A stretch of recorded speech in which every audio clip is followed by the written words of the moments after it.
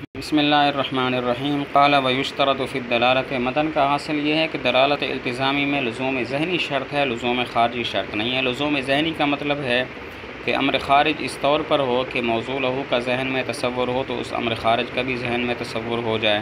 اور لزوم خارجی یہ ہے کہ امر خارج اس طور پر ہو کہ جب موضوع لہو خارج میں پایا جائے تو وہ امر خارج بھی خارج میں پایا جائے۔ دلالت التزامی میں لزوم ذہنی شرط ہے، لزوم خارجی شرط نہیں ہے۔ مثلا عامہ کی بصر پر دلالت ہے، دلالت التزامیہ ہے۔ یہاں پر لزوم ذہنی ہے کہ عامہ کا ذہن میں تصور آتا ہے تو ذہن میں بصر کا تصور بھی آتا ہے۔ یہاں پر لزوم خارجی نہیں ہے کہ عامہ خارج میں پایا جائے تو بصر بھی خارج میں پائی جائے۔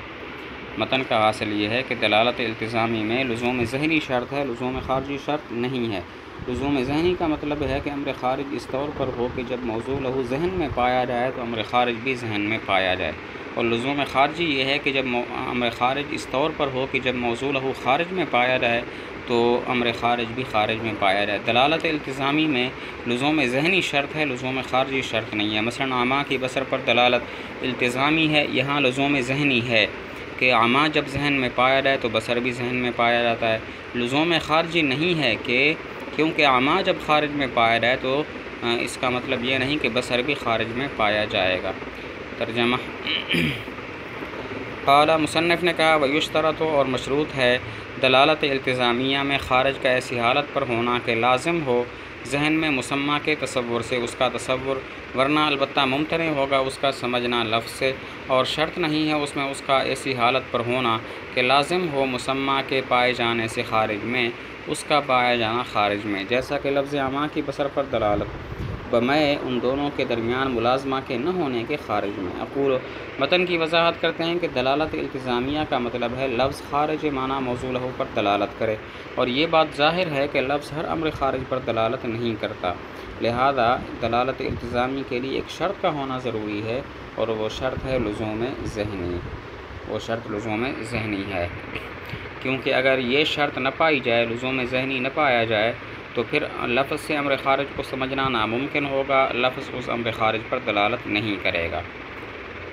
متن کی وضاحت کرتے ہیں کہ دلالت التزامیہ کا مطلب ہے لفظ خارج معنی موضوع لہو پر دلالت کرے، اور یہ بات ظاہر ہے کہ لفظ ہر امر خارج پر دلالت نہیں کرتا، تو دلالت التزامی کے لیے ایک شرط کا ہونا ضروری ہے، وہ شرط لزوم ذہنی ہے۔ اگر یہ شرط نہ پائی جائے تو پھر امر خارج کا لفظ سے سمجھنا ناممکن ہوگا، لفظ اس امر خارج پر دلالت نہیں کرے گا۔ اقول، میں کہتا ہوں چونکہ دلالت التزامیہ لفظ کی دلالت ہے ایسے خارج پر کہ جو معنی ایسے خارج پر اس پر کہ جو خارج ہو معنی موضوع لہو سے، ولا خفاء، اور کوئی خفا نہیں اس بات میں کہ لفظ دلالت نہیں کرتا ہر ایسے امر پر جو اس سے خارج ہو، بس ضروری ہے خارج پر دلالت کرنے کے لیے ایک شرط کا ہونا، اور وہ لزوم ذہنی ہے، یعنی امر خارج کا لازم ہونا لفظ کے مسمى کے لیے اس طور پر کہ لازم ہو مسمى کے تصور سے اس کا تصور، کیونکہ اگر نہ پائی جائے یہ شرط تو ممتنع ہوگا اس امر خارج کا سمجھنا لفظ سے، پس وہ لفظ اس پر دلالت کرنے والا نہیں ہوگا۔ وذالک، اس بات کی دلیل بیان کرتے ہیں کہ دلالت التزامی میں لزوم ذہنی شرط ہے، حاصل یہ کہ لفظ کی وضع کے لحاظ سے معنی پر دلالت دو میں سے ایک وجہ سے ہوتی ہے، یا تو اس وجہ سے کہ لفظ اس معنی کے لیے موضوع ہوتا ہے، یا اس وجہ سے کہ معنی موضوع لہو کے سمجھنے سے وہ جو معنی ہے وہ بھی سمجھ میں آ جاتا ہے۔ یہاں پر پہلی صورت متحقق نہیں ہے کیونکہ لفظ امر خارج کے لیے موضوع نہیں ہوتا، اگر لزوم ذہنی بھی نہ ہو تو دوسری صورت بھی نہیں پائی جائے گی، لہذا لفظ اس پر بالکل دلالت نہیں کرے گا۔ معلوم ہوا دلالت التزامی کے لیے لزوم ذہنی شرط ہے۔ وذالک، اس بات کی دلیل بیان کرتے ہیں کہ دلالت التزامی کے لیے لزوم ذہنی شرط ہے، حاصل یہ کہ لفظ کی وضع کے لحاظ سے معنی پر دلالت دو میں سے ایک وجہ سے ہوتی ہے، یا تو اس وجہ سے کہ لفظ اس معنی کے لیے موضوع ہوتا ہے، یا اس وجہ سے کہ معنی موضوع لہو کے سمجھنے سے اس کا سمجھنا لازم ہو جاتا ہے۔ یہاں پر پہلی صورت تو نہیں ہو سکتی کیونکہ لفظ امر خارج کے لیے موضوع نہیں ہے، تو اگر دوسری صورت بھی نہ ہو تو اگر لزوم ذہنی بھی نہ ہو تو دوسری صورت بھی متحقق نہیں ہوگی، لہذا لفظ اس پر بالکل بھی دلالت نہیں کرے گا، تو ثابت ہوا کہ دلالت التزامی کے لیے لزوم ذہنی شرط ہے۔ ترجمہ کرتے ہیں وذالک، اور یہ اس وجہ سے کہ لفظ کی دلالت معنی پر وضع کے لحاظ سے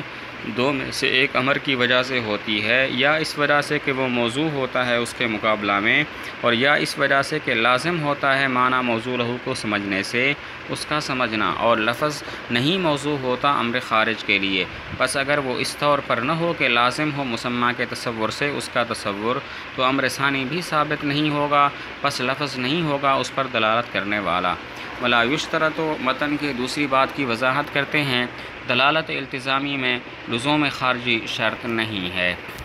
کیونکہ اگر لزوم خارجی شرط ہو تو پھر دلالت التزامی لزوم خارجی کے بغیر نہیں پائی جائے گی، اور لازم یعنی دلالت التزامی کا لزوم خارجی کے بغیر نہ پایا جانا تو باطل ہے، تو ملزوم یعنی لزوم خارجی کا شرط ہونا یہ بھی باطل ہو جائے گا۔ متن کی دوسری بات کی وضاحت کہ دلالت التزامی میں لزوم خارجی شرط نہیں ہے، کیونکہ اگر لزوم خارجی شرط ہو تو دلالت التزامی لزوم خارجی کے بغیر نہیں پائی جائے گی، اور لازم یعنی دلالت التزامی کا لزوم خارجی کے بغیر نہ پایا جانا باطل ہے، تو ملزوم یعنی لزوم خارجی کا شرط ہونا بھی باطل ہوا۔ تو یہاں پر دو باتیں ہیں، بیان ملازمہ اور لازم۔ بیان ملازمہ یہ ہے کہ لزوم خارجی کے بغیر یہ کہنا کہ لزوم خارجی اگر شرط ہو تو دلالت التزامی لزوم خارجی کے بغیر نہیں پائی جائے گی، اس کی دلیل یہ ہے کہ اس صورت میں لزوم خارجی شرط ہو جائے گی، دلالت التزامی مشروط ہو جائے گی، اور مشروط شرط کے بغیر نہیں پایا جاتا۔ اور دوسری بات کہ لازم باطل ہے، یعنی لزوم خارجی کا شرط ہونا جو ہے وہ باطل ہے، تو اس کی وجہ یہ ہے کہ مثلاً عامہ کی بصر پر دلالت التزامی ہے، حالانکہ یہاں پر لزوم خارجی نہیں ہے۔ باقی عامہ کی بصر پر دلالت التزامی اس وجہ سے ہے کہ عامہ کا معنی ہے عدم البصر عما من شانہ ان یکون بصیرا، بصر کا نہ ہونا ایسی شخص کی جانب سے کہ جس کی شان میں سے یہ ہو کہ وہ دیکھنے والا ہے، تو بصر عامہ سے خارج ہوئی اور خارج پر دلالت التزامی ہوتی ہے۔ ترجمہ کرتے ہیں، اور ضروری نہیں ہے اس میں لزوم خارجی اور وہ امر خارج کا ہونا ہے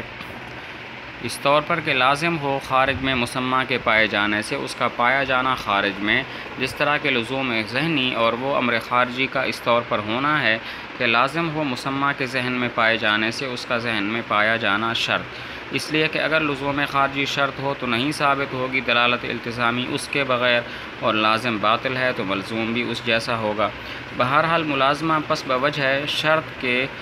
تحقق کے ممتنع ہونے کے، مشروط کے تحقق کے ممتنع ہونے کے شرط کے بغیر، اور بہرحال لازم کا باطل ہونا پس اس لیے کہ عدم جیسے عامہ دلالت کرتا ہے ملکہ جیسے بصر پر، یہ دلالت التزامیہ ہے، اس لیے کہ وہ عامہ بصر کا نہ ہونا ہے اس سے کہ جس کی شان میں سے یہ ہو کہ وہ بصیر ہو، بمائے منافات کے ان دونوں کے درمیان خارج میں۔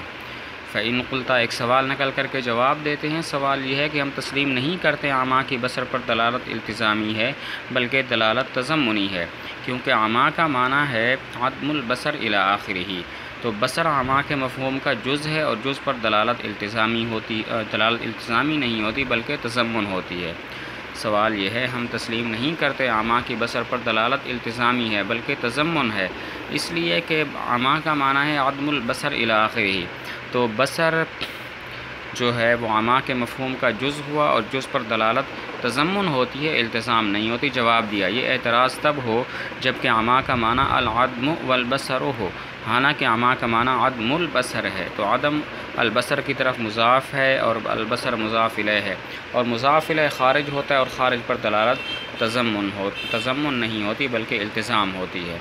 جواب یہ ہے کہ یہ اعتراض تب ہو جب کہ عامہ کا معنی ہو العدم والبصر ہو، حالانکہ عامہ کا معنی ہے عدم البصر ہے، تو عدم مضاف، بصر مضاف الیہ، مضاف الیہ خارج ہوتا ہے اور خارج پر دلالت التزامی ہوتی ہے۔ باقی رہی یہ بات کہ عامہ کا معنی العدم والبصر کیوں نہیں ہے، تو اس کی وجہ یہ ہے اگر عامہ کا معنی العدم والبصر ہو تو لازم آئے گا کہ عامہ میں بصر بھی ہو اور عدم بھی ہو، اور یہ محال ہے۔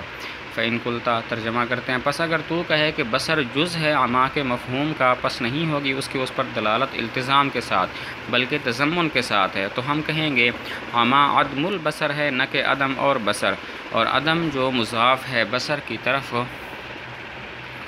وہ آدم بصر کی طرف مضاف ہے تو بصر اس سے خارج ہوگی، ورنہ البتہ مجتمع ہو جائیں گی، جمع ہو جائیں گی، عامہ میں بصر اور آدم بصر۔